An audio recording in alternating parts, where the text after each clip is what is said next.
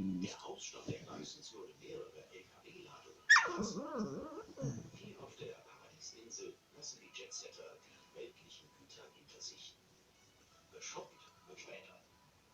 Leider hat Carmen mal wieder das falsche Schuhwerk an.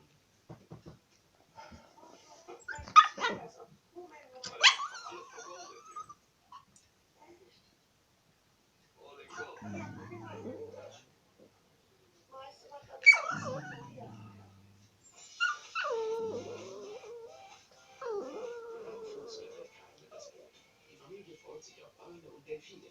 Zunächst kommen die Yachteignahrer am Schiffen vorbei.